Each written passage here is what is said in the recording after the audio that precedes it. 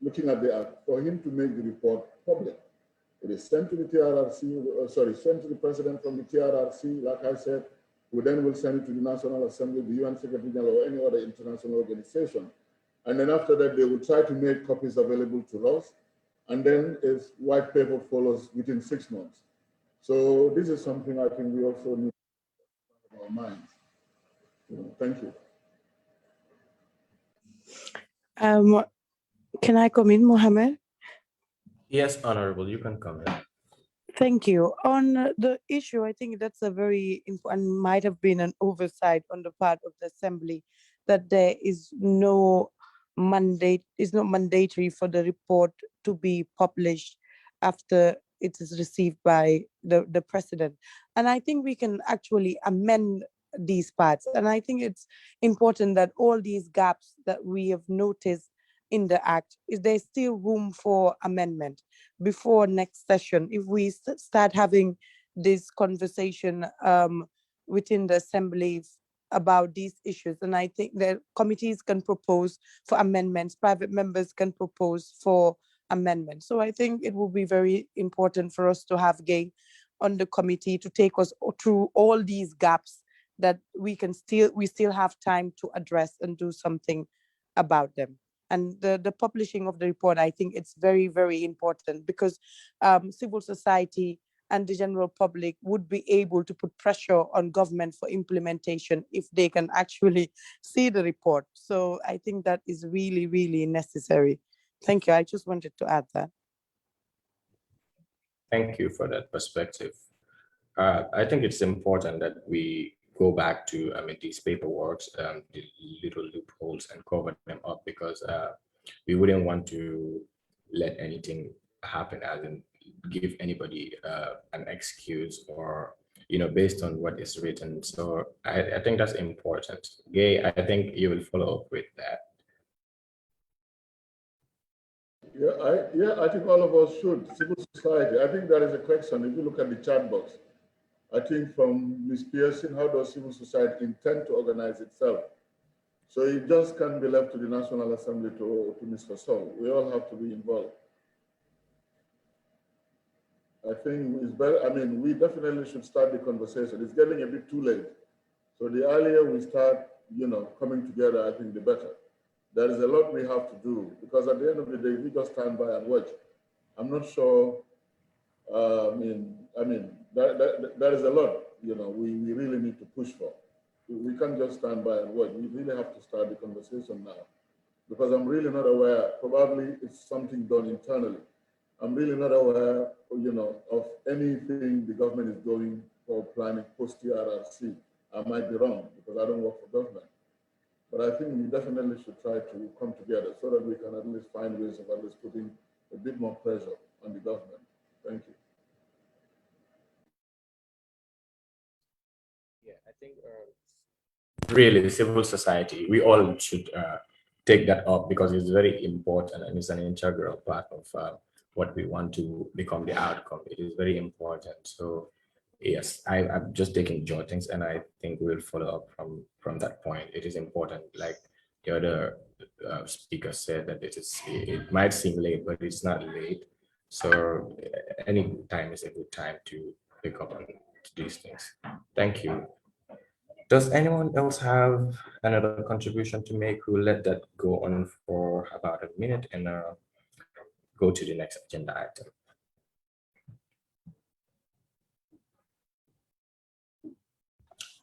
Mohammed, I think Nene from CA has her hand up, and I also have my hand up before you. So Nene, you can unmute yourself, Nene, and Sarah's hand is up, I think. I think Nene's hand has been up since she spoke. Sorry, I didn't put my hand down. I've already contributed, so let me just put it down. Sorry about that. Oh, that's okay. That's fine. Anticipator, do you have anything you want to say? Yes, thank you very much, Mohammed, for allowing me to just put in a few points. For me, it's just a reminder that this is election year. And I'm very, very encouraged by what I heard from the Honorable Yakumba Jaite, that there is still time to have some amendments. And I think that civil society, really, like Gaysau said, it is the civil society's role to make sure that these loopholes, these gaps are addressed before the time. With the commitment, I believe we can do it, to make sure that all the gaps that are in place, things that we want to see are addressed, and make sure that the government is not giving a chance to just keep the report from the public. It's very, very important for us to know what the report entails before we can start doing something about it, and also really to have more targeted advocacy. It will be vital to know what the contents of the report are. So I strongly encourage civil society, like you mentioned, and like you also mentioned, to come together. The Solo Sending Foundation, the Victim Center, and ahead with all the institutions, the Antango, to come on board with the support of the other stakeholders, to make sure that really we don't give a chance for anything other than the implementation of the report. Thank you very much. Thank you very much, Auntie Sarah. I think that's important. We will really have to follow up, and we should do that. And coincidentally, the next item on the agenda is your presentation, the one that you have to do. So the floor is yours, Auntie Sarah. I think Auntie Fatu should be next before Auntie Sarah. He hasn't spoken yet. You're right. You're right. I'm sorry. So I just skipped that. Auntie Fatu Jang is next on the importance of a strong political will to implement TRRC recommendations. Thank you.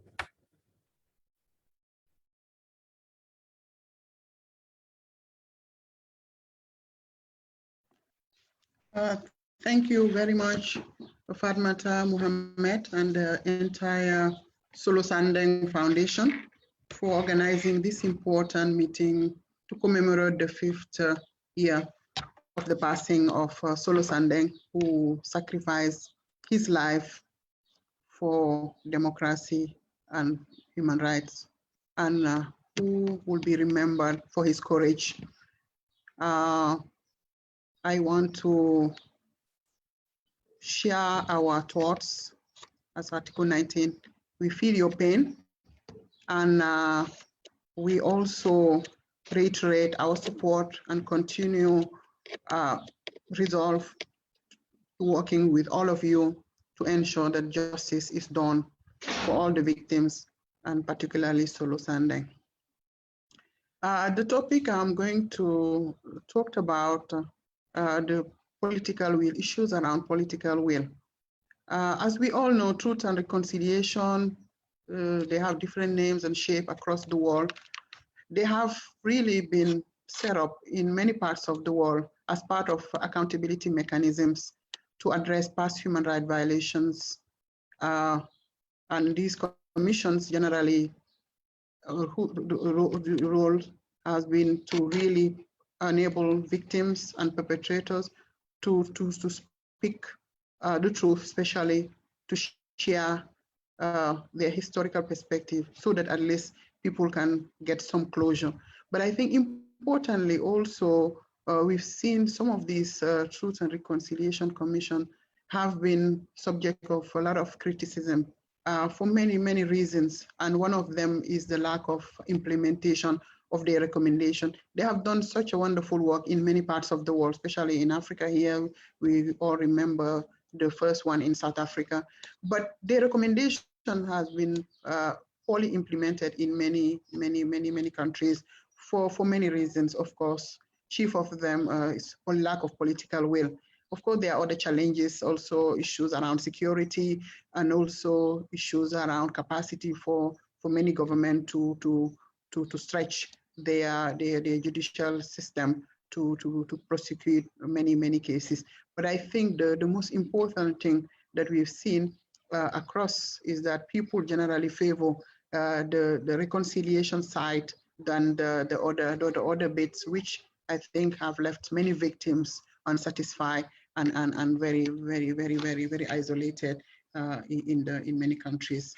But also we've also noticed that despite all those criticism, at least those institutions, the Truth and Reconciliation, have enabled like to create space for people who otherwise will never had the chance to speak. Even if you take those matters to classic courts, the victims will not have that space, that possibility to express their views and also narrate their ordeals in front, and especially in a televised manner. So I think that also something that we need to underscore, the fact that victims are able in the TRRC generally to be able to speak and to share their stories and in very simple language.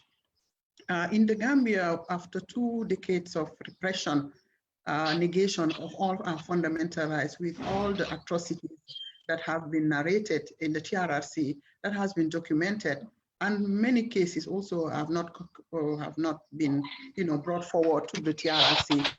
The government decided, to follow the public will. I think it was also something that was a pre-campaign demand. The Gambians wanted somehow some accountability, and then the new government in 2017 tried to set up the TRRC as an independent mechanism to investigate into human rights violation committed on the Jame, meaning between 1994 to 2017. And I think one of those important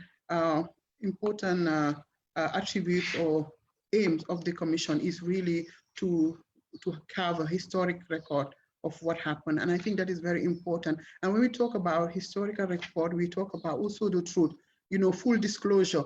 And I think that is also something that we have seen in some extent, some perpetrators openly disclose, but in many instances, especially those in current government position, they have not been, truthful, and many of them have not disclosed. And I think that is also something that will affect the commission work. And also, I think it is linked to lack of political will, because I think if the signal was clear at the very top level, those in charge of a certain institution coming forward at the TRRC should be mandated to be truthful, so that the aims of the commission will be achieved.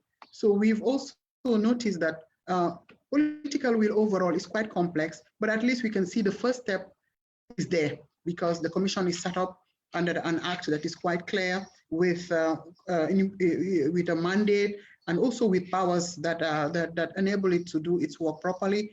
And I think that is very critical. But we've seen in practice that there were instances, they were already mentioned by previous speakers, and that there were some attempts to interfere with the commission work. And in one particular instance, among others, I think the release of the jungler has been really a big blow and have shocked the whole world, the country, the victims in general, but also that had shown really a disconnect between what the commission was doing, trying to achieve, and the government agenda. And I think when I talk about political will around that, I think it was really done in a very kind of secret manner. Nobody knows exactly what the reasons were. It was not brought to the victims. And I think there was a big chaos around the release of the junglers, and I think which has put a big stain on the work of the commission, which was appreciated by many people.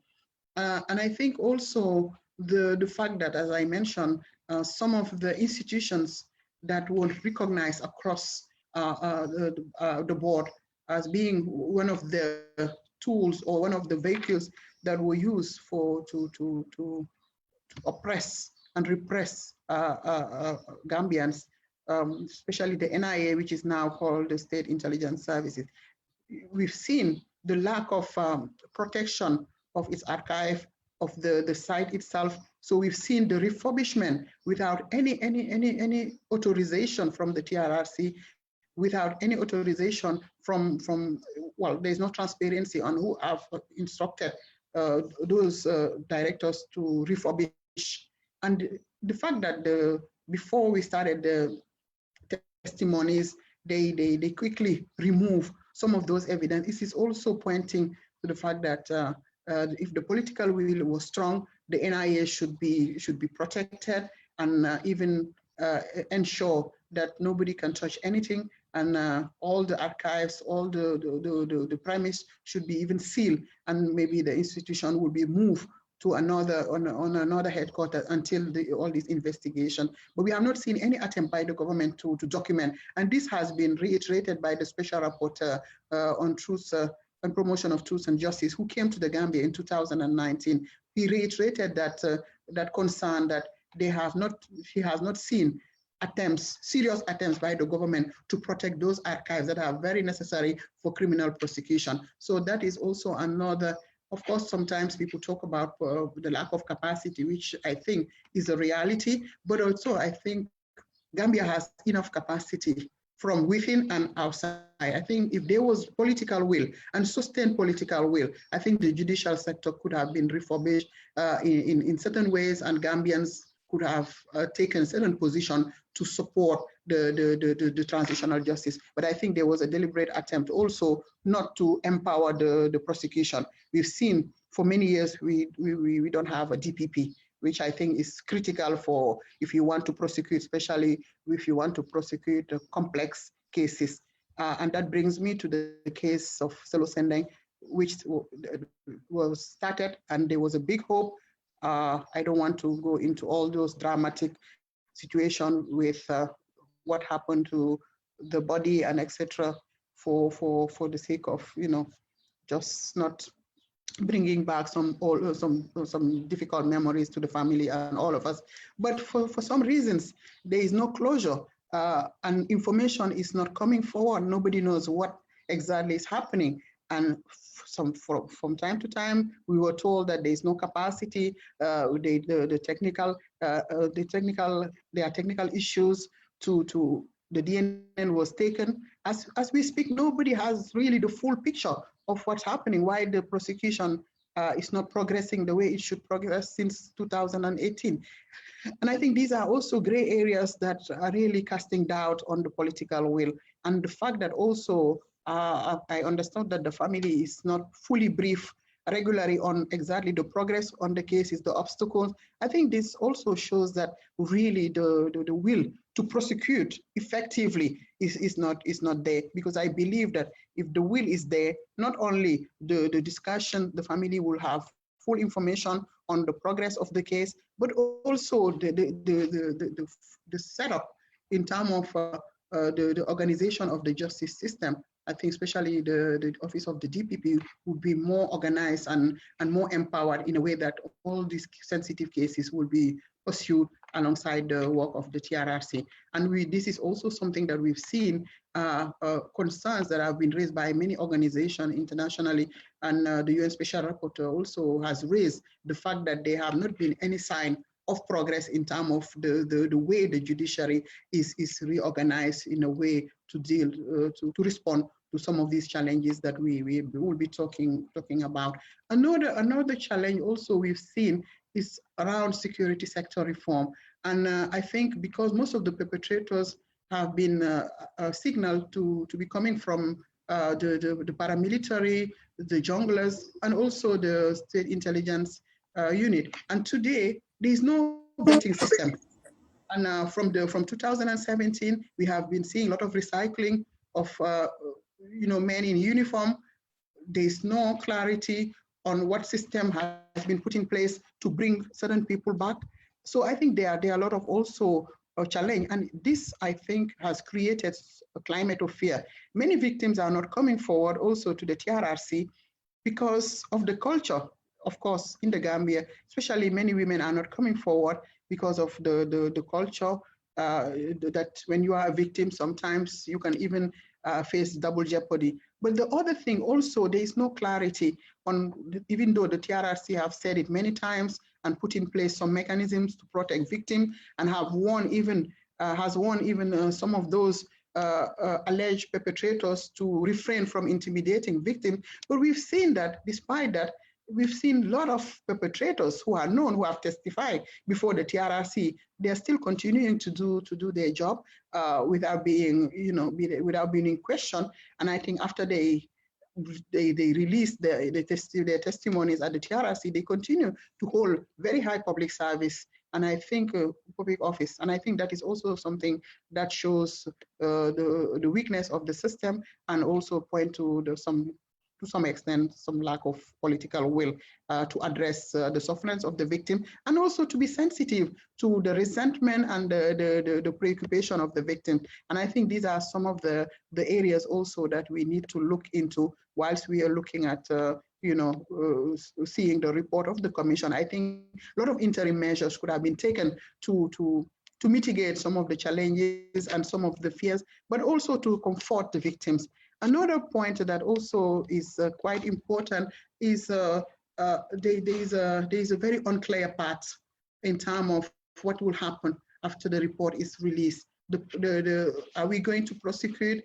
Sometimes we hear that, of course, the most important cases would be prosecuted, but the government has not come up with a clear. Are they waiting for the TRRC report to act fully? I think we are quite cautious, and we need to be cautious because we've seen what happened with the Janneh Commission when the government indicated at the very beginning that they would fully implement the report, and they didn't want to take any interim measures because they wanted to ensure that people's right to fair hearing and also presumption of innocence. I think all those things are respected. But what happened? So when the report came out, they decided to pick and choose which recommendation they would implement. And that has also casted really some discredit on the whole process, which took years and a lot of resources for only to see that most of those cited in the report who have committed serious crimes, economic crimes, are still holding high government offices. I think these are also certain things that we need to highlight and to get prepared. I agree with the previous speakers that we should not wait until the report is out. There are some processes that are ongoing, as mentioned by Gay on Reid, looking at what the Parliament's role should be through the Human Rights Commission, in which we are all involved. I think these are also pathways that could help us really to find a solution. But also, I believe that Gambian civil society and the media must be more interested in the work of the TRRC and get their acts together, prepare, so that we don't have a situation where this report will be in the drawers. Because we've seen what is happening in many countries. When people start to negotiate on political front, they reconcile at the political level and leave the victims on their own. So I do believe that this should be, we should put the victim at the center of the recommendations. Of course, it will be done, I guess, by the TRRC, but we should ensure that whatever processes for implementation and follow-up, we need to put the victims at the center and embolden them and support them to ensure that this report will not die down like in many other countries, but also that those who really committed serious human rights violation paid for their acts, and also that we are able to reconcile, because we cannot reconcile, we cannot have peace if we continue to condone impunity, if we see on a daily basis in our faces people who committed atrocious human rights violations going around, doing their business without, any consequences. I think all those acts should have consequences, and we need to act together. We need to be prepared. Obviously, we cannot leave everything in the hands of politicians. I do appreciate that we will be working with the Parliament, and I fully support what Gay said. This is not about a politician only, because I do believe that we've seen also what politicians are capable of doing in many areas around the world. When it comes to all these justice and reconciliation matters, whenever it suits them politically, they will be in bed with the perpetrators, and we've seen it in the Gambia. All those people who have committed serious crime, who are literally putting our country in very, very dangerous path, are now today recycled in all political parties without any consequences, and nobody dares to talk about it, because people believe that, of course, we are all together, we are all the same, we need to be forgiven. But those people have never requested, have never asked to be forgiven by those victims. So I think we need to finish that process. We need to do it in a way that will help the victim to get closure, And I think that is why I do believe that the victims must be at the center, and organizations who are committed to working on this should not leave it to politicians, should work with the politician to get support, but we need to work side by side to ensure that there is enough pressure for the work of this important commission not to be, put in a drawer, because I think that would be tragic. And the way Gambia is going with the insecurity, with the crisis in terms of really national unity, I do believe that healing through the report of the commission, taking what the commission says and trying to implement it will at least help us to begin a proper reconciliation, a proper healing. Because if we don't accept to go through that process, it is quite a difficult one, but we need to go through that healing process to help the victims, but help ourselves, because the whole country, I think, needs also this moment of healing, and that demands humility, that demands to be truthful, that demands also really, really the love of the country, because everybody is running for position. The people don't care about what happened to the victims. We've seen for many years, victims have been left on their own. No, most of the politicians didn't care about the victim. And I think it shows also the fact that when victims sacrifice for democracy, we need to support them to the end, and we should not leave them on their own, because they fought and they stood for the greater good. And today, that is why we want to celebrate Solo Sandeng, who was ready to die. He said it many times. He was in prison before, as we all know. And when he was out, everybody thought, well, he will just continue to mind his business and look after his family, like many Gambians did during Yahya Jammeh's time, because they didn't want to get into trouble. But he decided that he wanted to get his hands dirty, and he wanted to have, his country freed. So he pushed and really put himself into big, big trouble, as one would say. And today we are free because of people like Solo Sandeng. That is why we need to celebrate the victim. And lastly, I want also to celebrate women victims and women who have been pushing since the beginning to ensure that justice is done. I believe that we need also to support them to continue to look at some of those issues that are revolving around women's rights, because it's very important today that we remember that there are many Gambian women who stood, from the politicians to the families of victims, who stood throughout to ensure that they will not be silent. And today, if we are free also, those women, especially in the political parties, in the families, they stood when it was not fashionable to speak out. So today also we need to recognize that is why equality and gender equality, especially in the political scene, is very critical. It is also another way to show political will and to reinforce our institution. I'll stop there, and I really believe that the discussions that we are having here and the prior discussions around implementation will help us really to move forward as a collective to really push this government to ensure that the report of the TRRC is implemented and to the letter. Thank you very much. Thank you very much, Auntie Fatu. That was a brilliant speech and touching on all the points. I mean, one thing I would like to reiterate would be what you said about the truthfulness and also release of junglers, and also the communication between the junglers, let's say, or the TRRC and the victims. I think that was a concern. And let's say as victims, I always say that it might have been something right to have done, maybe a strategy to be used to achieve something. But the wrong thing about it that victims thought was that the communication lacked a lot. We just saw people who came and confessed killing our fathers, our sisters, our children, like Yamami, like Aisha Jammeh here, like Ibrahim here. And then we see them the next day released and walking in the streets. What happened? How did it come about?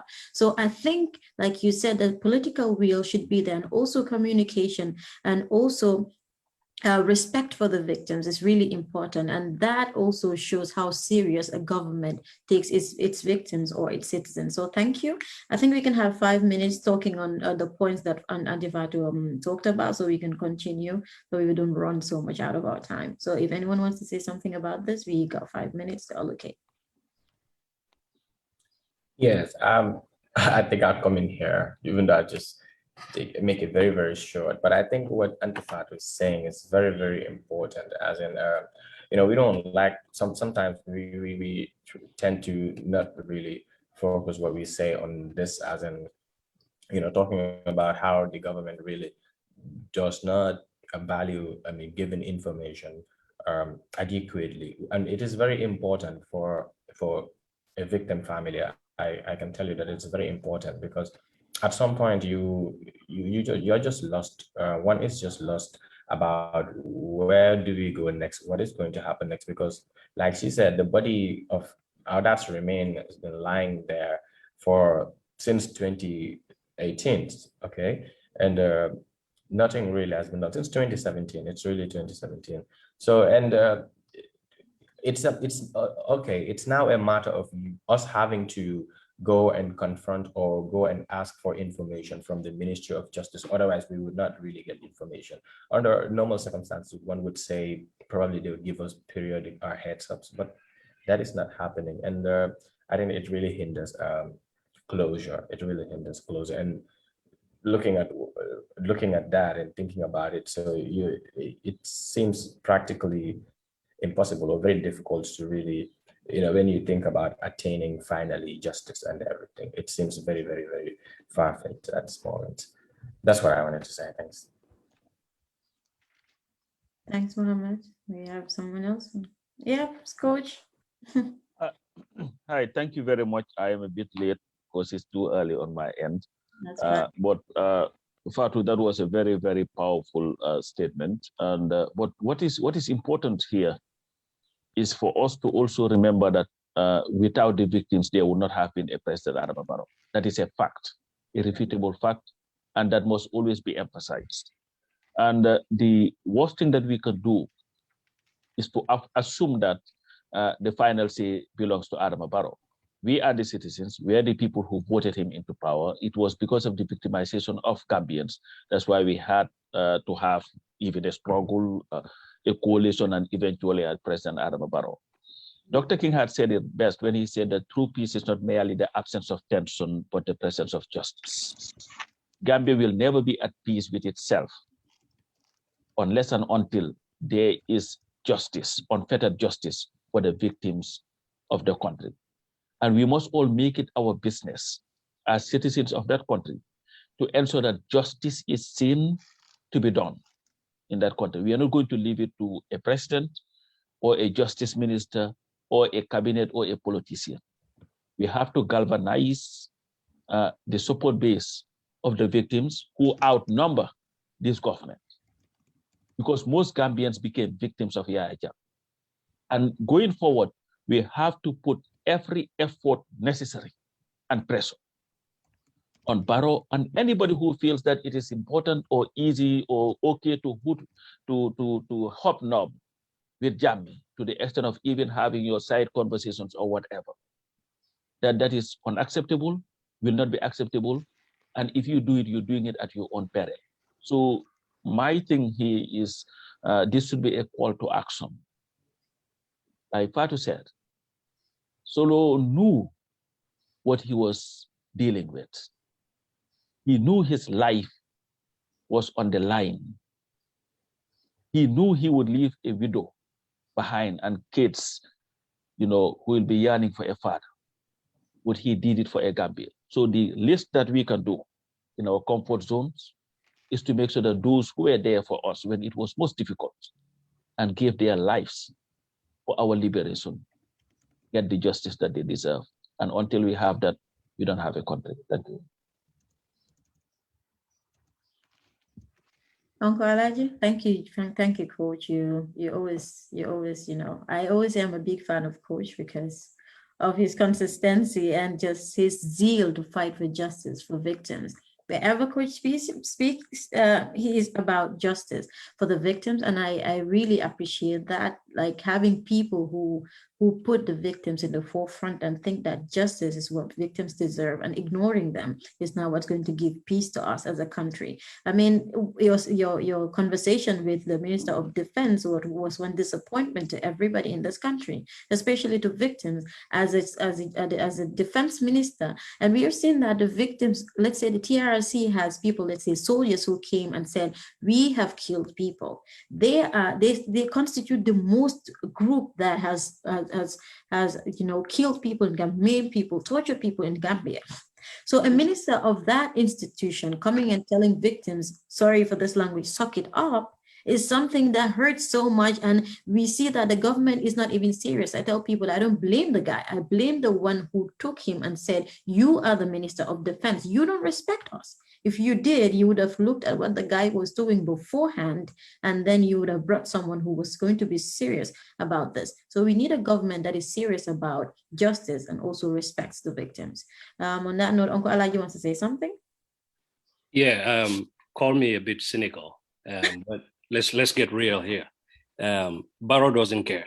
The Barrow government doesn't care about the victims. That should be our starting point. Whoever says anything otherwise, let's say Barrow's actions hasn't lent credence to that counter argument that Barrow does care. He doesn't care. These transitional justice mechanisms, I've been saying it forever. These were not set up by Barrow or his government. He didn't know anything about these things whatsoever. So the starting point, or at least understanding that Barrow does not care.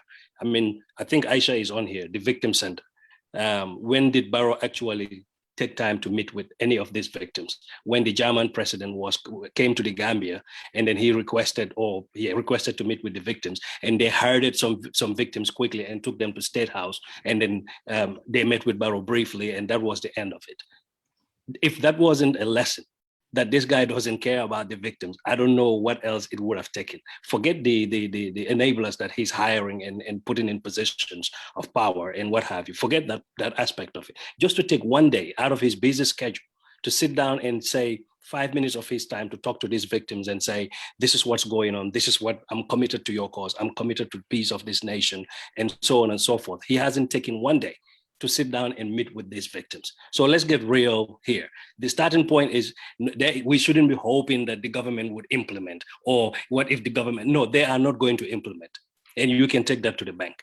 Barrow and his government is not going to sit down and implement any of these TRRC recommendations unless it fits their political agenda. If it fits that, then they will. If it doesn't fit their political agenda, they will not. It's the same thing that they did with the Janet Commission report, which I need to also add that, yes, the Janet Commission also identified individuals. These people might not have killed people. We all complain about the junglers, but these are financial junglers. How many women died in childbirth because somebody decided to go to the bank and pick up money and bring to Jammeh? And a lot of us here embrace some of these people as if that is okay. We cannot hold other people accountable that directly killed people and then embrace other people whose financial actions also led to the killing of Gambians or the dying of Gambians in hospitals and so on and so forth. So when we talk about accountability, we also need to look within ourselves. And the last point I need to also make about this is the victims. One of the tricks they are going to play, or the tricks that they are playing, is divide and conquer.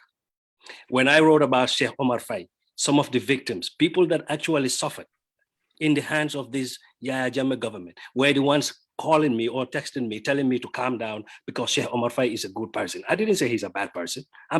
Satan is a good person to some people. He's a wonderful human being. I'm sure he is, but he doesn't give a crap.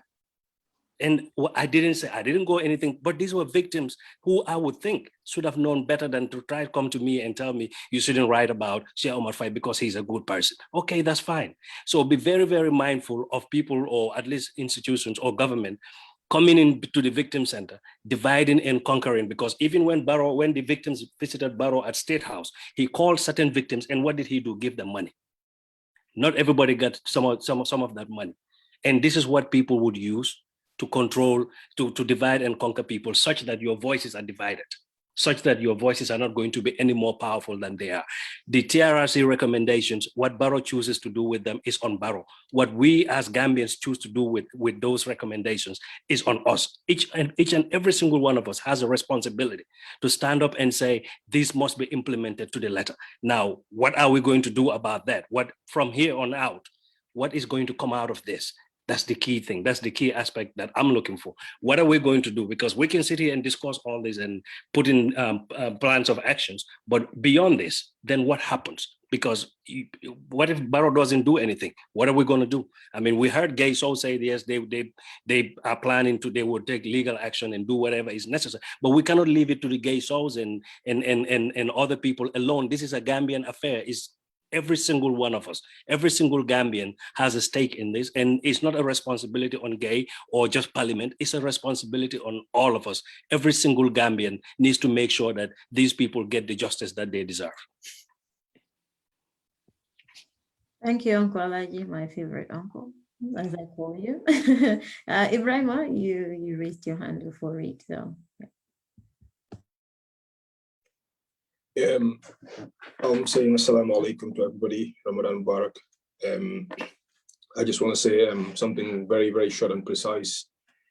The thing is, like, we are in this together, the whole Gambia, because what I can see since 2017, Barrow government came into power. I've always said this, and I'll say it again. I don't know Barrow and this government, they don't care about like the victims. Because ever since like this victims center and all these organizations has been formed, Adama Barrow has never took time to try and see the victims. We've tried everything possible for him to come and see the victims, but he doesn't care. The reason Adama Barrow doesn't care, how can you like be employing the Jaya Jame enablers, people that are responsible for all these human rights abuses to the citizens of the Gambia and other citizens? And you say you care about Gambian people. Adama Barrow doesn't care about Gambians. He doesn't care about the victims. He's only there for his own selfish interest. So we should not sit and watch and rely on the government. We should not rely on Adama Barrow's government. We should start this fight as at now. Because this TRRC recommendation could come out and the government, if like the recommendation doesn't favor their selfish interests, they wouldn't do nothing about it. It's just like the same recommendations that came out before. Because like if at all it doesn't favor them, like they wouldn't do nothing about it. So we should stand and start fighting as at now, because it's been too long. You know, I know like it's gonna take time for us to get justice, but we should not stop fighting. We should fight up to the end. We should not rely on Adama Barrow's government. Thank you. Thank you, Ibrahim. And by the way, that is Ibrahim Ajame, Aisha's brother, who's a son to Harun Ajame, brother of Yaya Ajame, who he killed. So in case the ones who don't know him, Reed, you have the floor. Thank you. I just want to follow up the great interventions following Fatou Jang's presentation and what El Haji and the others have been saying. This is really up to the victims and to civil society to make this happen. Nobody's going to do this on a silver platter. And as Gay mentioned, you know, the elections are in December. The report, we were told by Lamine Cissé of the Truth Commission, is coming out the first week of July.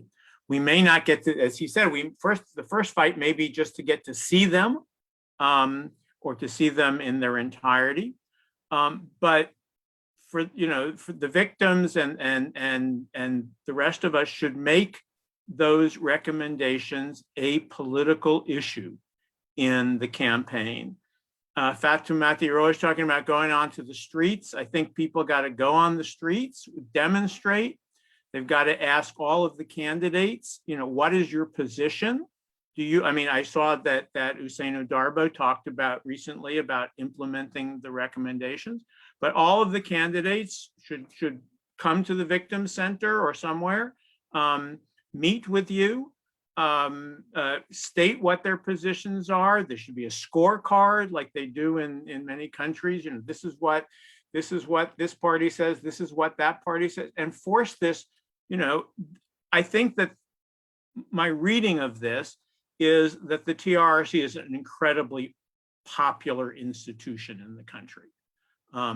That across the spectrum, maybe with the exception of JAMA supporters, people follow the Truth Commission and believe that the Truth Commission is presenting, you know, important and eye-opening information, and that there's a lot of support in the country for implementing those recommendations. And I think you should take advantage of that and make that a central, you know, a central issue in the upcoming campaign.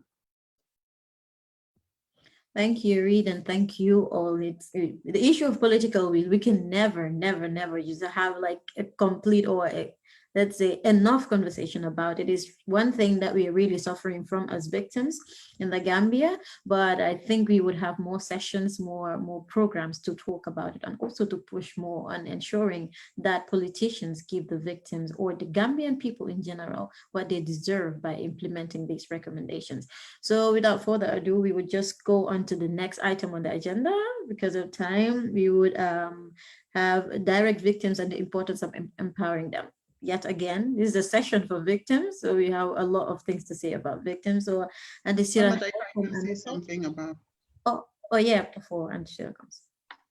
Yeah, I think what has been said is we should not leave it to politicians to decide. I think, as I said, the victim should be at the heart, and civil society should work hand in hand. Obviously, across the world, there will be divide and rule. But I think the most important is to keep the focus, and those who are committed must stick together and work. There will be victims who will not want to pursue for many reasons, because of fear, because of other imperative. I think there is nothing we can do about that. But what was important, and I think those people who are committed, we need to develop and have a critical mass of people interested to be able to stand and be ready for the, and I do agree with what Reed said, that make it an election issue. I think it's very important, because people promise a lot, but when they get elected, they turn the page and go to bed with those perpetrators. I think this time around, we need to push on that.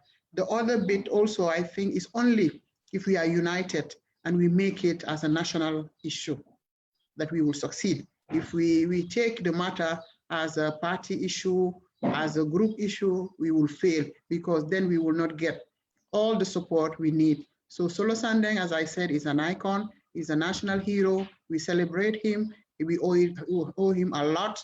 You know, so we need to be looking at the victims across the board, working together, you know, as a national issue. Because if we are not united, if this frustration I'm seeing, you know, from the victim continues, it will be difficult for Gambia to have peace. And I think we need to look at all those angles. Let's be united, and in our diversity, of course, with our different approaches, but the ultimate goal and the aim of all of us is just to get justice, and the victim should be leading us in this quest for justice. Thank you very much. Thank you, Auntie Fatu. Can we have Sirandao of Aneka to speak on direct victims and the importance of empowering them? Thank you very much, Fatmata and Solo Sending Foundation and the Solo Sending family. I'd like to start by really honoring you guys and your father for the ultimate sacrifice that he and you as a family have made. There is no bigger sacrifice than the sacrifice of your life for others.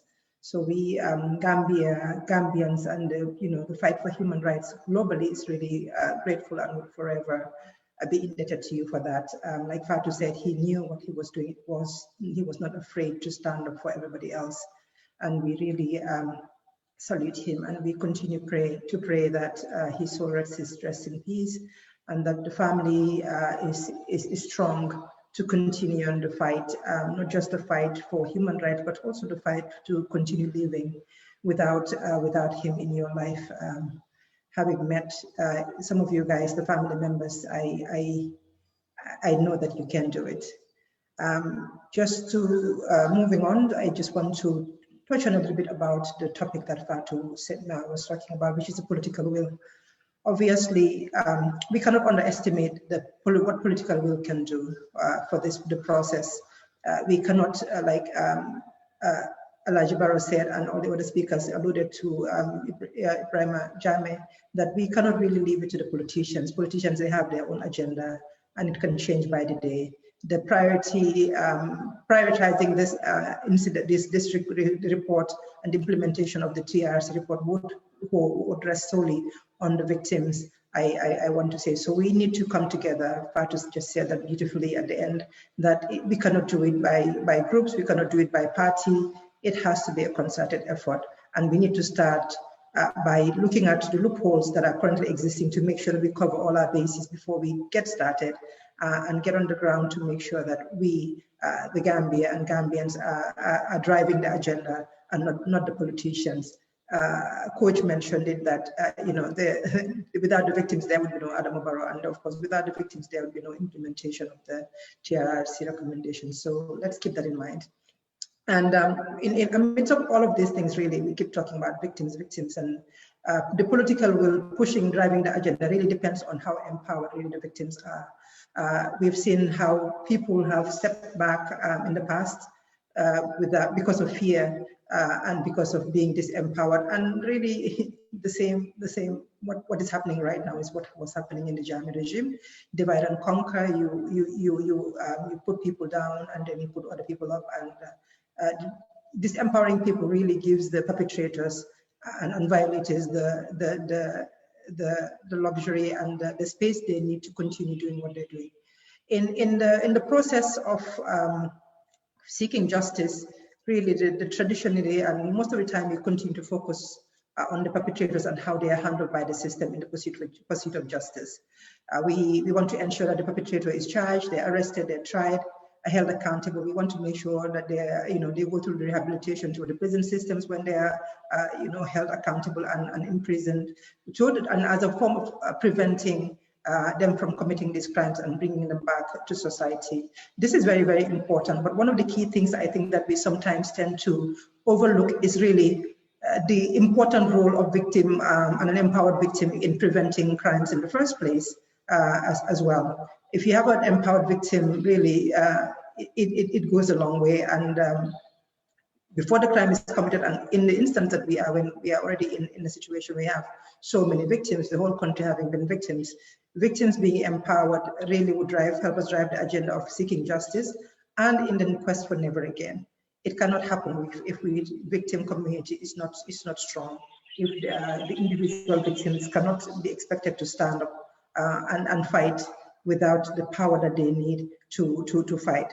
And whenever you have a victim-centered approach, generally, and this has been reported by United Nations Office for Crime and Drugs and Crime, that internationally, when victim-centered approaches are implemented, it has invariably resulted in a reduction of victimization. So we need to be very much cognizant of that fact and work on making sure that victims are empowered through various means and the empowerment of victims. Of course, the government has a very big role to play, but the individual victims, the victim family members, the communities, as well as civil society organizations have a very big role to play in that as well. So I want to just start off quickly by talking about who is a victim.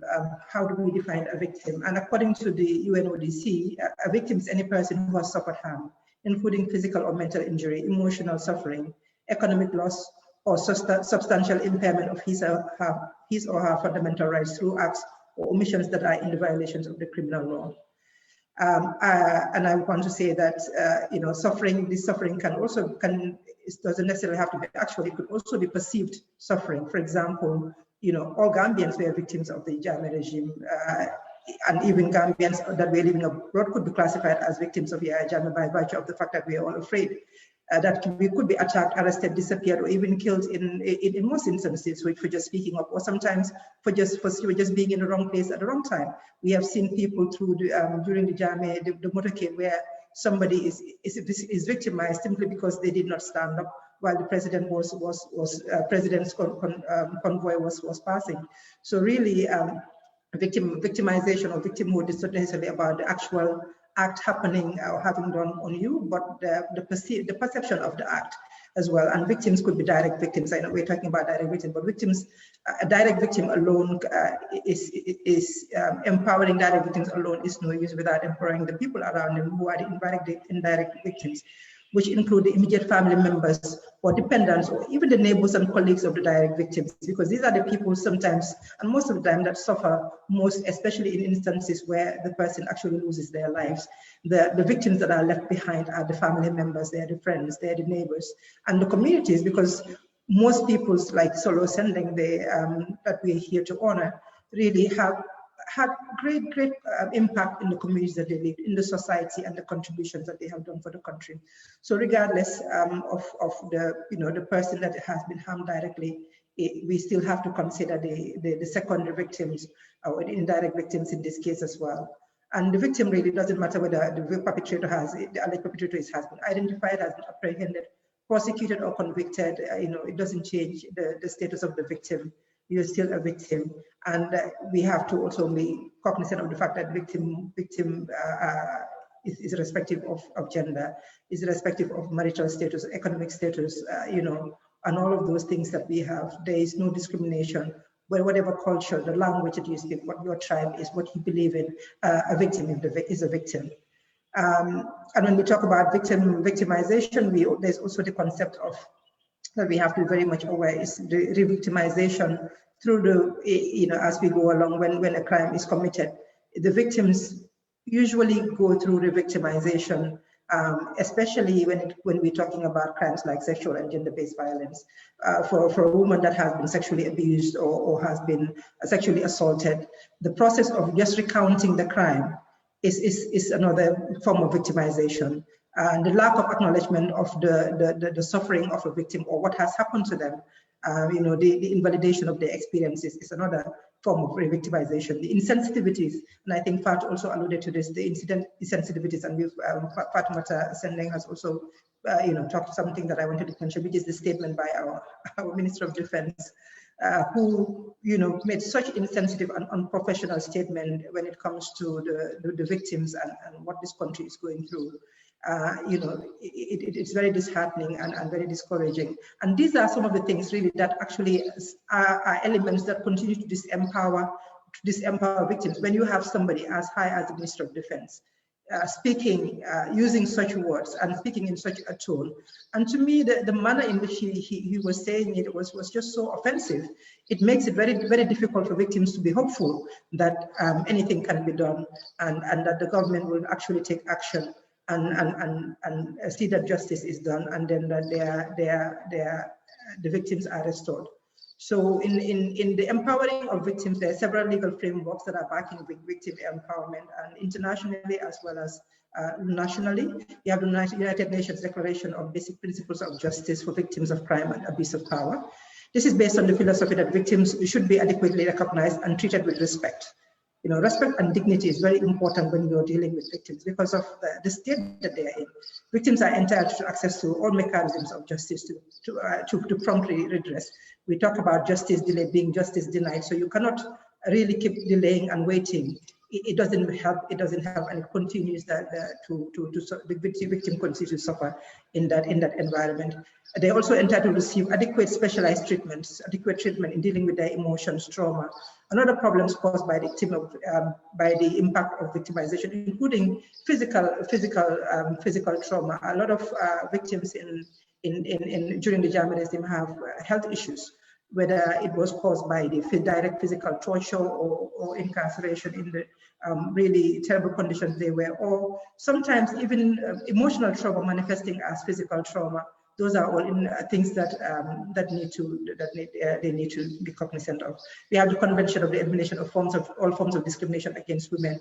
You have the United Nations Convention on the Rights of Children, and national. Also, you have the other laws, Domestic Violence and Sexual Offence Bill of 2012, the Children's Act of 2005.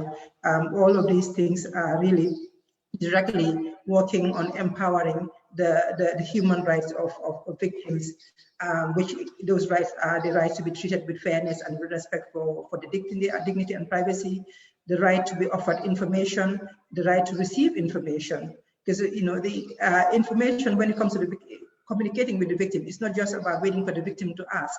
they have the right to be offered the information. It is the responsibility of the state to make sure that they are giving the victims information. And I think we've mentioned here in the case of the solo sending family and other families of the disappeared and people that bodies that have been exhumed, and other cases where information has not been forthcoming from the government as their responsibility. And even when you ask, the information is not received, and it's very frustrating. And one of the things that really continues to affect victims in their quest for justice: the right to protection, the right to assistance, the right to compensation, and the right to restitutions. So these are all rights that victims have and must be afforded with privacy, and have their decisions respected without judgment.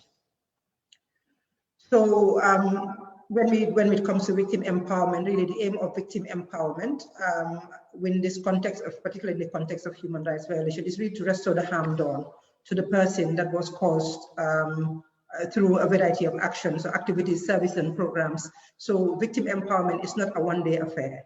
It is a process that has to continue and has to come with commitment from all levels to deal with the results to help the victims deal with the results of what happened to them. Psychologists have told us that a victim can never go back to their former selves. When something happens to you, some of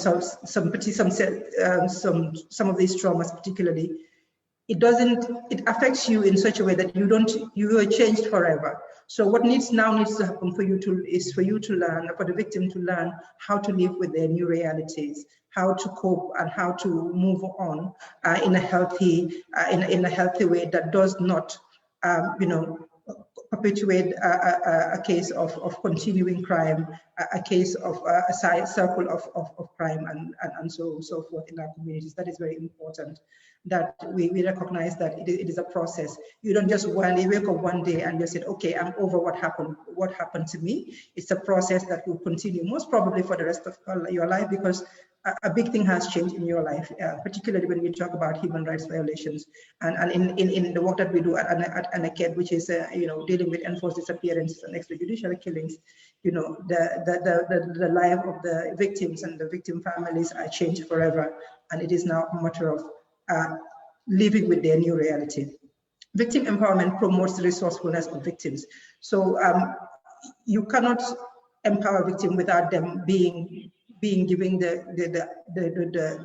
space that they need, and recognizing their own power, helping them recognize their own power to work and build their own capacity and support themselves in the processes. We need to have the training and the information and the support networks that are needed to act on to help them act on their own choices, with a view to having them take control, or having a say in what happens to them going forward, feeling that they're being listened to, they're being recognized and respected as individuals, and having the choice and having the choices one makes, and having their choices respected by others. So victim empowerment, like I mentioned, is really a more holistic, it's a holistic approach, and it's a process really that entails supporting a victim through moving from being a victim to becoming a survivor.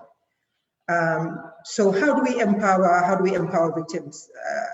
Victim empowerment comes from different levels, from national levels, from the community level, from the local level, from the family level, through policy strategies and financial commitment. In the work to really make victims be part of this process and have the power and have the means to take on their lives, it involves financial commitment, a lot of it, and that should come from the state in terms of the services that they need to move to continue on with their lives. And it cannot be done without consultation with victims. I often hear a lot of some of these decisions that, oh yes, our processes are victim-centered, they're victim-centered, but really that term, I think, it has been misused quite a bit.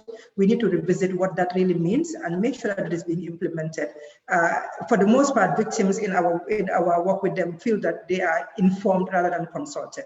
You come to the end of your decision, you've made a decision and you've come up with your programs and activities, and then you call the victims to be part of the process and to expect them to participate without their input and without even considering whether that is something that works for them. The empowering of the victims need to be family-centered. When you have an individual victim, like I mentioned earlier, it is not just that person that is affected, but everybody around them, particularly their family.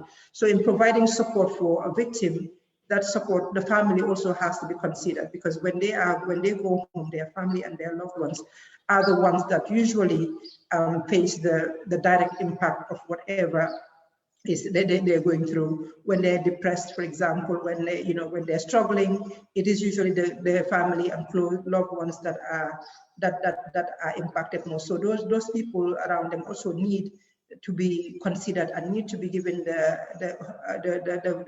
know-how and the awareness of how to really deal with these victims, instead of saying, hey, something like that, he started again, which sometimes they see when somebody that has been victimized becomes angry and frustrated because of what they're going through, the trauma being too much for them. It's just, brushed aside and put down to sometimes this person being rude or just crazy. And that is not the case. We have to understand, people around them have to understand what they are going through and help them deal with that and not be just classified and dismissed. That really serves to continue, or serves to keep the victim in the state of victimhood. The helping, when we are looking at victim empowerment, has to be integrated and structured. I mean, it has to be holistic. You cannot deal with one aspect, psychosocial support, for example, and forget the other needs, the economic needs, and the other aspects of what the person needs to move on with their lives and continue living their new reality. It has to address diversity. Not all victims are the same, and not all victims want the same thing. That has to be very important, recognized, and it's a very important part of empowering victims. Some just want information about what happened to their loved ones. Some want justice. They want to see the perpetrator behind bars.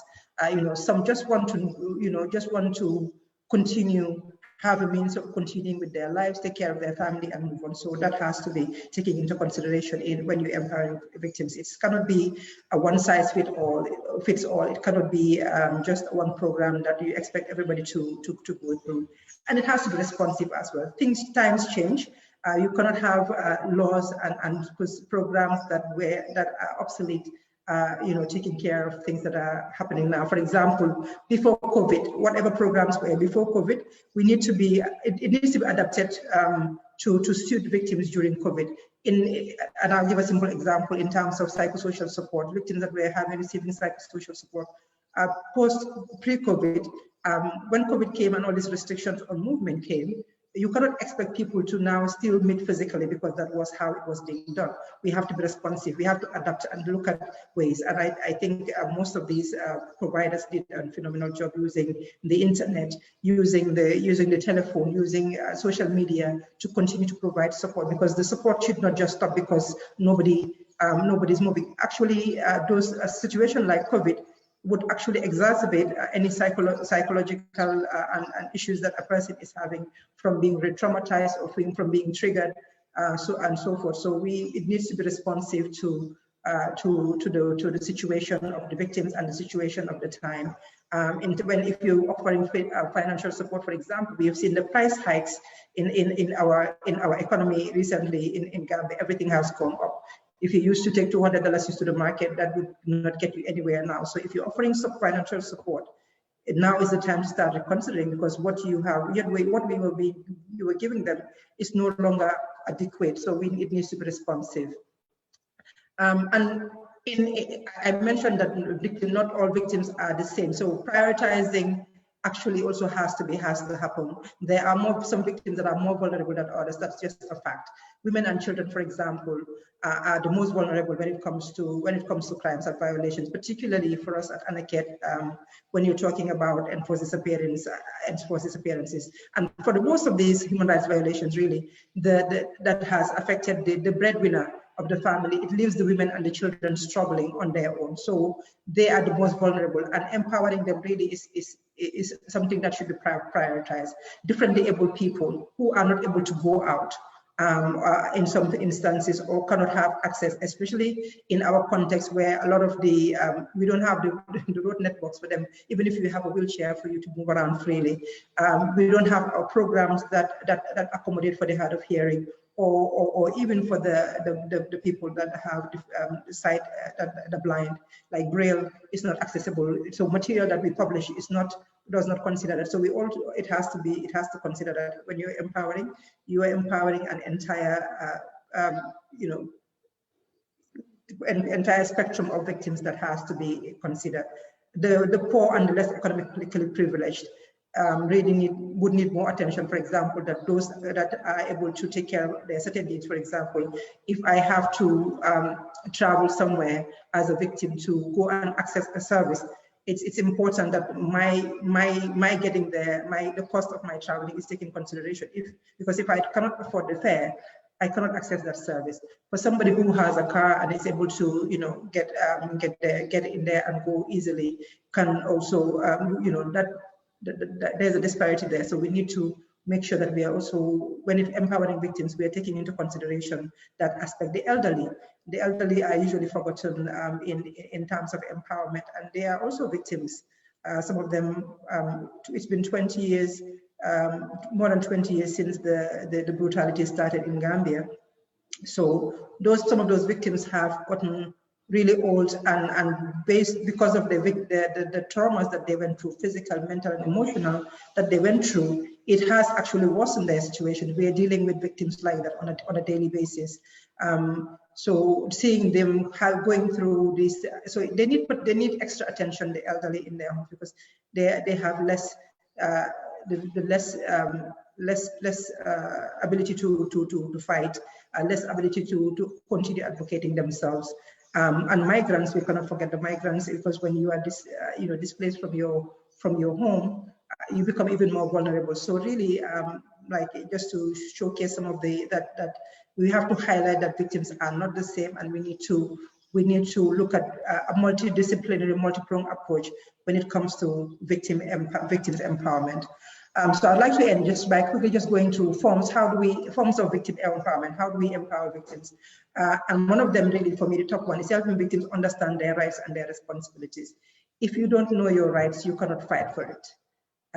That's just basic and simple logic. If you don't know what is due to you, you cannot fight for it. So we need to really make sure that victims understand their rights and their responsibilities as well, because like we all say and we all know, every right comes with a responsibility.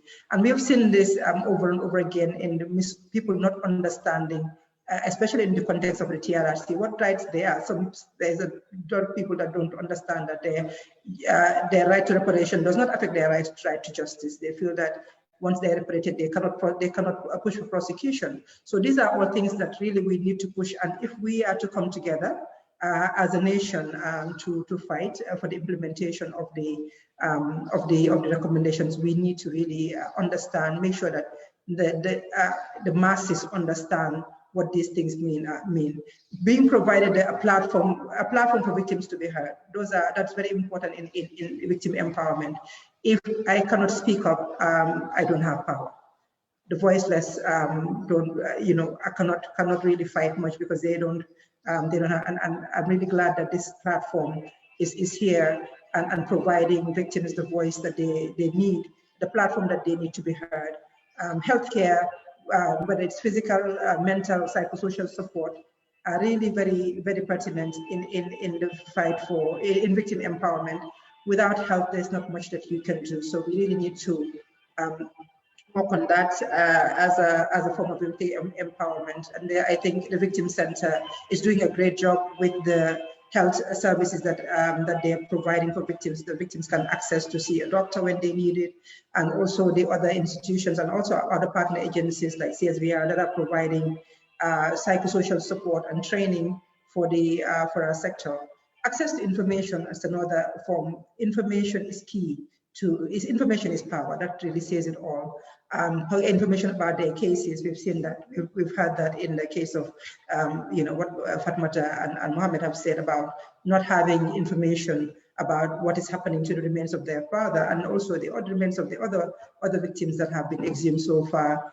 ANECED recently held a forensic investigation workshop where we brought together victims whose families have been disappeared and are being searched, and victims whose family, particularly those whose family members were exhumed, as well as the other stakeholders, TRRC, Ministry of Justice, and the security sector, to discuss this. And the result was just the same thing that everybody is talking about.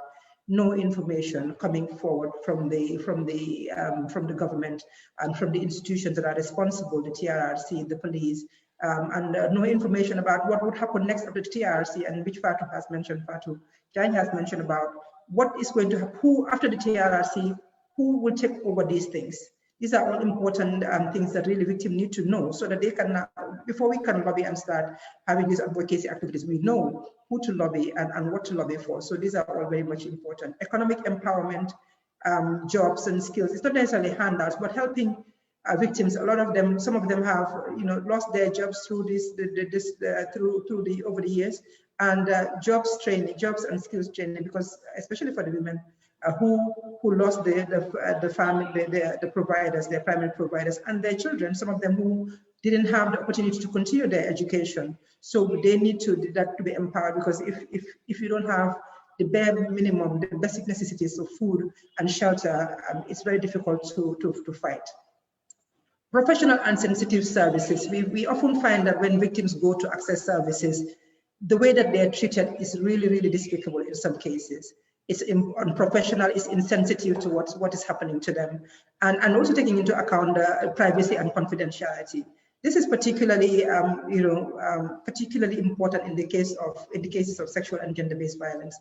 We've seen over and over again. One of the reasons why women don't report or rape victims don't report is most of the time the privacy and the confidentiality. You go to the relevant institution to report, which is the police. And I've had to go and report a case in the police as part of work that I was doing, and it was in an open room that some people were there that shouldn't have been there, listening to what I had to say, and pretty much just being disrespectful to what I had to say, and being very unprofessional and insensitive to what I was talking about and what I was reporting. And I know we're running out of time, so I'll just wrap it up to say that lastly, really advocacy. CSOs have a crucial role to play in advocating for victims' rights and in providing the services. The government cannot do it all. Victims cannot do it on their own. So civil society really need to come together and advocate for the rights of the victims in helping them understand this. Most of the things that I've talked about, forms of empowerment, civil society, different civil society organizations can come, or even new ones coming up. There's a lot of need in the next few months now, against December, now against next year, that we need to do, that we need to come together to put in place to make sure that the recommendations of the TRRC are implemented. I thank you for your kind attention. Thank you very much, Auntie Sarah. That was brilliant, and I know victims are much appreciative of your efforts, and also you've mentioned some very important points, which I would leave up to the end of the conversation, because we are running a bit out of time. So we would invite Aisha, because her presentation also has a connection with victims' expectation, actually the theme of the conversation, victims' expectation of the TRRC recommendations. And then we could join that afterwards with a few speeches. I see some hands raised. Sambu, could we just have Aisha's presentation, and then we could have some few comments, and then we could end. So Aisha, please, because it has a connection with the victims. Yeah. Thank you very much, Fatmata, and thank you very much, Auntie Sarah, for that brilliant presentation. You did justice to the topic, and like Fatmata said, you've touched on some of the things that I have in my presentation. So basically, based on our interactions at the Victim Center with the victims regarding the expectations of the TRRC recommendations. So victims already have foreseen some of these things that we are all talking about regarding the lack of political will from the side of the government. So that government not having the political will, because they've already seen people that are working in the former government and still serving in this new government. So that is one thing that victims have already seen. Sometimes you'll have a conversation with the victim, and then he or she will tell you the person who violated my right. I've seen the person in uniform, and I've went to this office and I've seen this person working there. And then some will tell you that I've seen a police officer who arrested me now working with the immigration officer. So it's like they're moving these security forces from different departments to another department. So trying to cover their backs. And then we clearly see that with TRRC, where an alleged perpetrator will come, and then his or her name is mentioned in a violation, and then they will boldly deny these facts. So these are some of the things that sometimes victims will tell you. And one thing that also victims will tell you is that the lack of capacity on the side of the security forces and as well our judicial system. Our judiciary at this point in time, we've never, cases, let's say, for example, cases of enforced disappearances, extrajudicial killings, Gambia has never had cases being prosecuted. So on these themes, basically. So our judicial systems, our lawyers don't have the capacity to prosecute such cases. So I think it's important that the government of the Gambia needs to work on domesticating some of these laws, like enforced disappearances, extrajudicial executions, and also to build the capacity of the people that are working in the judiciary to make sure that they're able to prosecute some of these cases.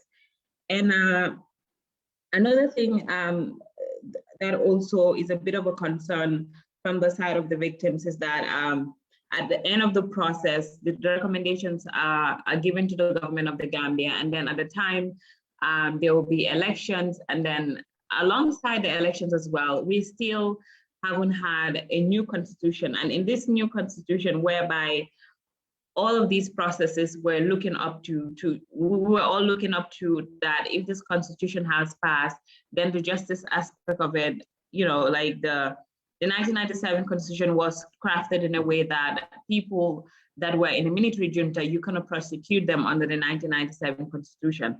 So, but then if there was a new constitution, it would have been easier for us to have prosecutions of people who bear the higher responsibility of the crime. So that is also another problem. Victims have already seen that the constitution have been kicked out from the parliament. And now we are now still wondering what's going to happen on the constitution. So I think it's also up to the civil society organization to as well raise this concern regarding the constitution. I know we have been, but I think at some point in Gambia, we tend to talk about things for some time and we let it slide for some time because we have a lot of issues that we're dealing with at the same time. So I think that is one thing that we really need to also look into to see how best we can get a new constitution. And in fact, this constitution, come to look at things, we're about to go to elections here. And then we could equally have this constitution to go into referendum. Let's say the same day of the election, we could have the referendum the same day. Because if we want to have a separate vote to pass the constitution, a lot of people will be like, because they disagree with just maybe a section in the constitution, they would rather stay back home than to go and vote for the constitution. But if civil society organization can push for the government to have the constitution to pass, and then it can go for referendum the same day that we're going into the polls for presidency, because every Gambian would like to vote for the presidential election. Then we'll have one vote for the constitution, another vote for the presidential election. So I think that is something that civil society organizations, we need to see how best we can push for some of those things to happen, so that our agenda, we can achieve some of the agendas that we are basically fighting for.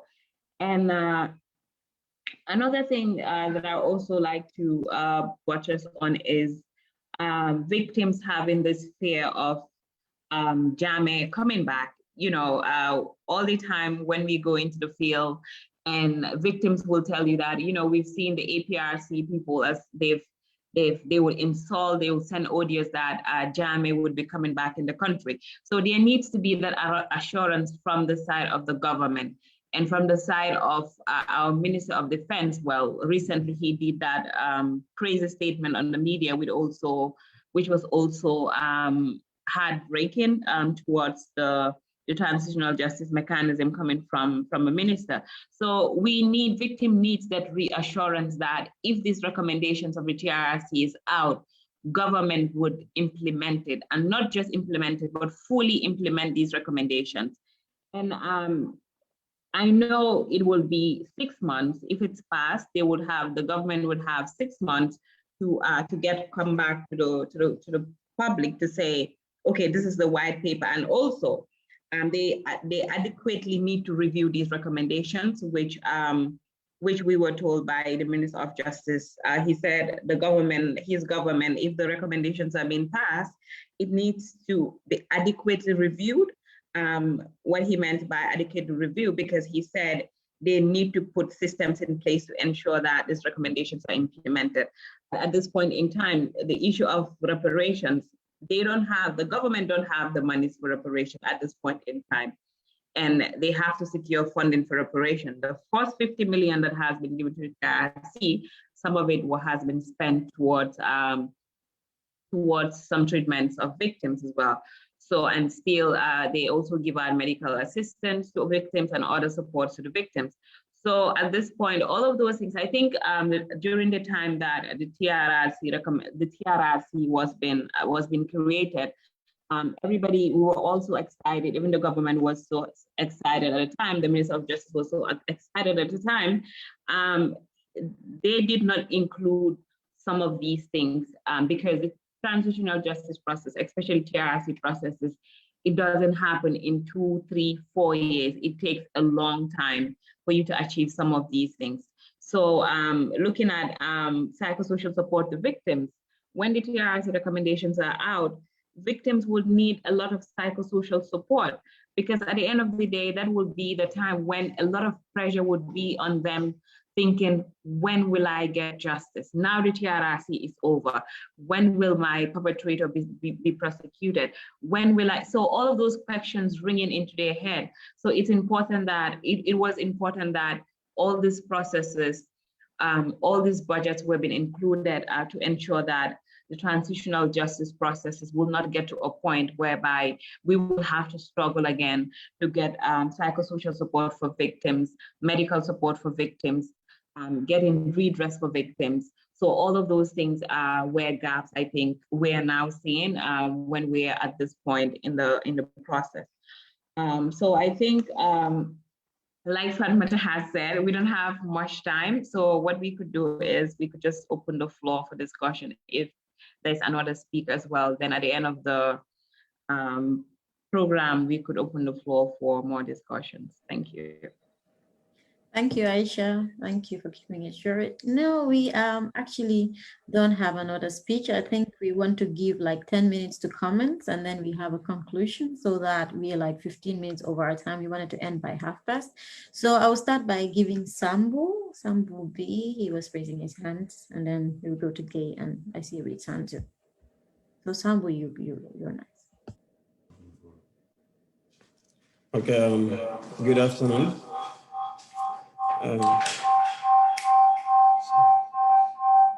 Thank you very much for giving me the floor. First of all, I would like to thank all the presenters for the wonderful presentations they have done here. And then I will pray for the soul of Solo Sandeng and the souls of all the victims to rest in Jannatul Firdaus. Coming to the topic, which is about victim expectations, for example, with regards to the implementation of the TRRC report. As the Youth and Children's Network Coordinator for the TRRC, I've had the chance to travel around the country to interact with young people with regards to the work of the TRRC. And in that, I realized that a lot of young people, particularly, have a lot of confidence in one hand, a lot of confidence and hope that TRRC is doing a great job, that all what has been done in secret is coming out and the whole truth will be known. But on the other hand, you see them with fear that this is all going to be in vain because precedents have been already set using the Janet Commission as an example, Janet Commission report as an example, that this will all finish and nothing will come out of it. They will use that as an example. They will also use example of some people, some perpetrators that came and confessed at the end of the day, they still continue with their job with no repercussions. And also asking questions as how one can be a referee in his or her own game. For example, referring to some security officers who have been implicated and they still work as heads of security institutions when we are talking about security sector reform. So these are all fears that young people are having, but are also willing to step in, also willing to play their part in ensuring the Never Again campaign. To make sure what happened here is never happened, and also justice has been given to the victims. So this I've seen in young people, but also to tell you that, and also agree with the rest of you that we do not have to wait until all work is done, until the TRRC report is out before we start doing something. And I can see this meeting is one of the things that are very important to know, that we do not have to wait. But I want to inform you people also here that some concerned TRRC staff, as well as some people outside, including victims, also people who are working in the media, have realized that work have to start now. We do not have to wait until the work finishes. And therefore, a network has just been registered, a new network, which is called the Never Again Network, which is going to be a network of individuals, victims association, women and children rights advocacy groups, also musicians, community groups, civil society organizations, and other actors that will work collectively to advocate for the implementation of the TRRC recommendation. So this Never Again network is initiated, and Dr. Babagale Jallo is at the head of it.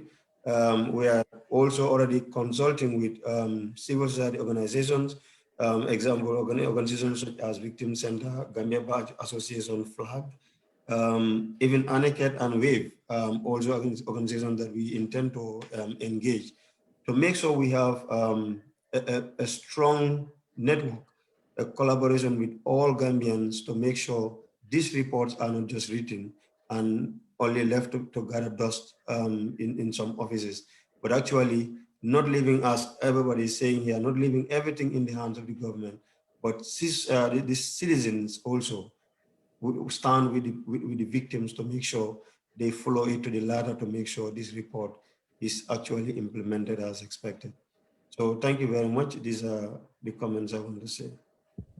Thank you, Sambu Babukarai. We are also grateful that the TRC has honored our invitation and joined our conversation to this point. And thank you so much. And I must say that let's say the draft has also been shared by with the Solo Sending Foundation, and we find it very interesting that the network is being set up, and then that is really welcomed, and it just covers everything that we are talking about here, starting the work from now. Gay? Okay, thank you, Fatima. I wish I was as blunt as Mr. Barrow was, but I very much agree with everything he said. Political will seems to be lacking. I just wanted to remind us that the former Minister of Justice, when the Gambia presented its report, the UPR to the Human Rights Council, he was on record saying the National Human Rights Commission would be responsible for implementing the TRRC recommendations. So I just wanted to remind us of, that statement. And I think the earlier we start engaging the Human Rights Commission as civil society, I think the better. I mean, the TRRC would, submit its report, and after that, we would expect it to exit the scene. So at the end of the day, we really have to start working towards how best we feel we can start engaging the National Human Rights Commission. I think it's important we have that in mind, in our planning. Thank you. Thank you, Gay. Zaina? Hi, Fatmata. Sorry, I've been going in and out, the connection. That's fine. Experiencing some connections. I just wanted to, I think people have said, every participant has said everything more or less. Lack of political will, the victims being left behind. They're not taking, it's not a victim-led process as it should be. I just want to highlight that women have been sidelined. Working with women so far, we've seen that some of these women do not know their plight in the whole process. For example, in Jambo, with the women we work with the Witch Fund campaign, they stayed worried about their healing process. What's in place for them at the final stage of the whole TJ process with regards to psychosocial support for these women. I think we need to try to influence the final recommendation of the TRRC to include a sustainable psychosocial support for these women. And also that women are also highlighted in the reparations process, because we know it's a patriarchal society. Women are always left behind. So civil societies that are working with women victims, I think we need to take the forefront and just see that women are not left behind in the whole process. I know time is short, and that's the little I wanted to put out there. Thank you. Thank you, Zainab, and always for keeping it short. Uncle Alaji, you wanted to say something? I'll give you 30 seconds. No, 1 minute. Okay. All right, thank you. This is more for Sarah. I heard you say something about having a meeting regarding enforced disappearances. When I was at the TRRC, of course, I think the one time I met you was along those lines. I collected all the files of individuals in the Gambia that were missing. I don't know the reason for I don't know the reason why these individuals were missing. It could be immigration related. It could be enforced disappearance. Some of them were definitely enforced disappearance. And these individuals numbered more than 100 Gambians that are missing that nobody knows where they are. I took all these files and took it to the Justice Ministry for them to see, because these are files from immigration, from police, from fire service. I collected all of these, and with a partner, we went to the Justice Ministry and shared that information with them. The objective was to set up a missing persons commission or missing persons unit of some sort to just focus solely on individuals that have been forcefully disappeared or people that we don't know their whereabouts. Unfortunately, my efforts didn't bear much fruit, but I still do have contact information with the International Commission on Missing Persons, and I would be more than happy to share all the information that I have regarding my emails with them and what they are willing to do and so on and so forth. I can share all that information with you. I think it would be helpful if you can get the Ministry of Justice to act. I think it would be great. On the other incident, which is the identification of remains. Again, with that, I worked with the ICRC. I worked with this same organization, ICMP, very closely to try to, because if you remember the remains we exhumed from Yundum, those remains are still sitting at Royal Victoria Hospital. We cannot do anything with them because we don't have the capacity. So I work with different organizations. I reach out to these organizations and talk to them to try to help us identify at least these remains. And it goes also to the heart of, when people talk about prosecutions, because it's going to be difficult to get where you need to be if you don't have the capacity. And unfortunately, the forensic capacity is lacking in the Gambia. And even more unfortunate is the fact that, when you get outsiders to come and help in this process, I cannot do anything on my own because I'm not part of the government. I don't have the connections in the government. So it's going to be up to civil society organizations that have more of a voice than an individual like me. But I have all this information, and I'll be more than happy to share with you guys. Maybe you can bear on the government to do something to help identify some of these remains, one, but also to set up, because like I said, 100 individuals, that's too much for small Gambia, for 100 individuals whose whereabouts are unknown as I speak today. unless maybe something changed after I left the TRRC.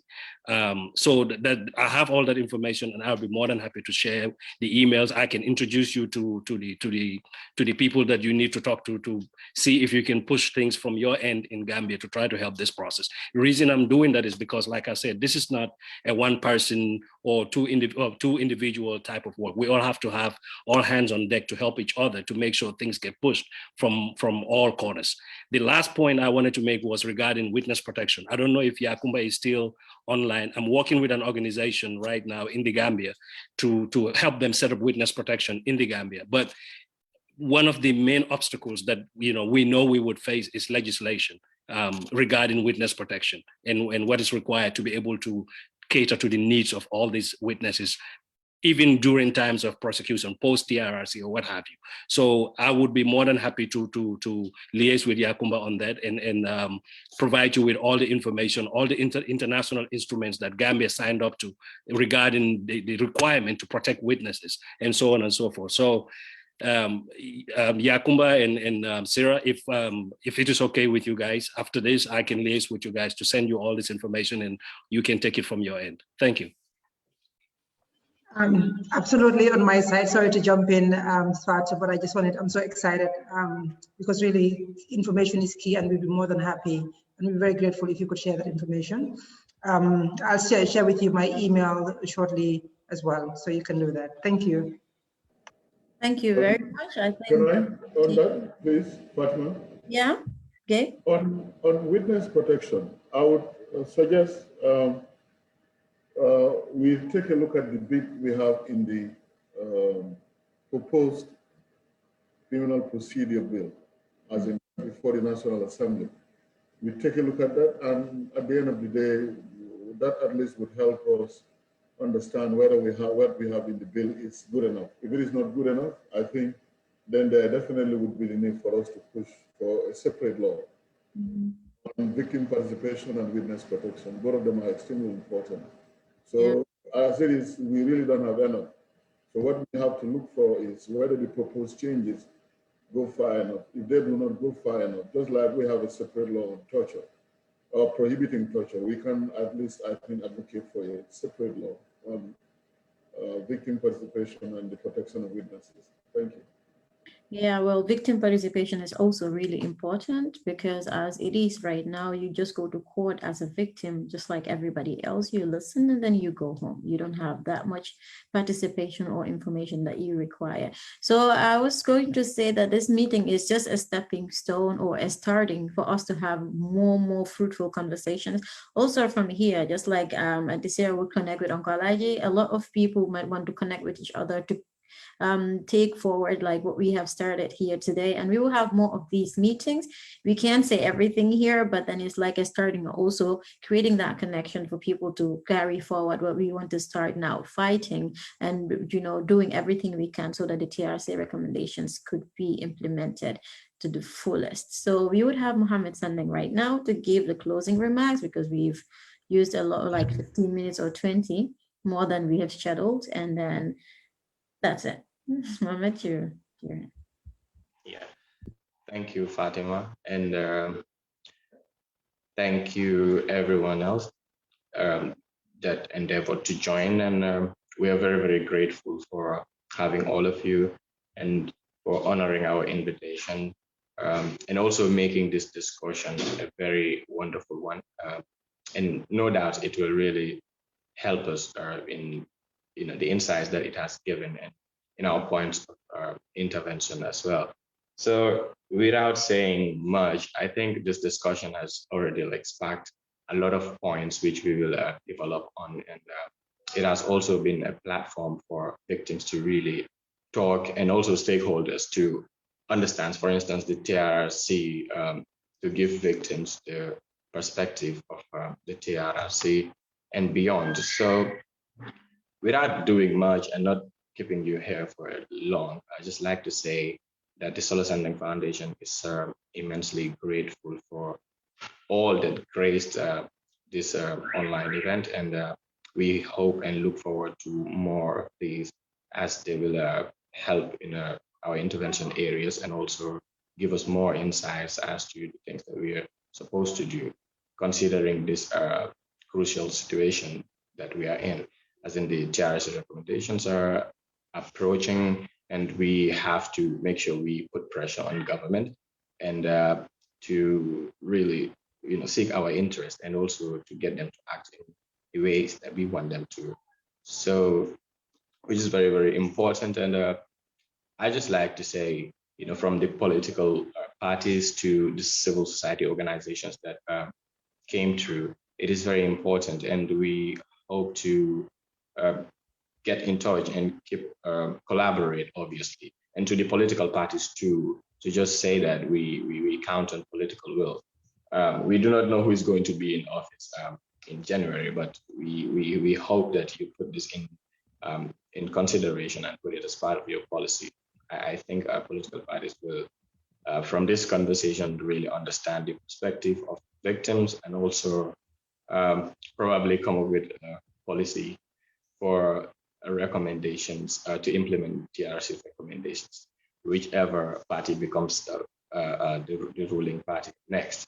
So without going further again, I just say thank you so much once again for everyone for gracing this occasion, and we hope to have more of these. And we are very thankful for all the insights that came through. On behalf of the Solo Sending Foundation, we say thank you so much. And we hope to have a fruitful rest of the commemoration today. Thank you. Thanks. Before we end, Aisha just reminded me that we want everyone to put on your cameras, if that's possible. We want a photo for the foundation archives, and to remember this event, if that's okay. Thank you all, and thank you to our Ghanaian victims for joining us. We're so much grateful that you took time. Thank you, Martin, and everyone else. Hi, Emmeline. Thank you all so much. And Aisha, are you taking the photo, or are we waiting a bit? Okay, that looks beautiful already. Thank you all for joining, and it was really a fruitful day. And on behalf of the Solo Sanding Foundation, like Mohammed said, we're grateful. I'm sure Solo Sanding would be proud that he had given his life for this Gambia that has a lot of people standing up and saying, we are not letting your sacrifice go in vain. It makes the family proud and also happy. It makes our pain, we don't feel like crying anymore. We feel like, okay, let's get up, because we have all these people behind us striving to say, Solo, you were right in going out that day, saying I might not come back. So thank you so much, and just know we're grateful, and let's continue this fight, because it is one that has not shown any ending yet. Thank you so much. And in as much as, I just want to add that in as much as the government isn't doing much to give us closure, you people are doing amazingly well in helping us. Really, really, thank you. Thank you so much. I'm ending the meeting now, and thanks for joining us. Have a good day. Have a good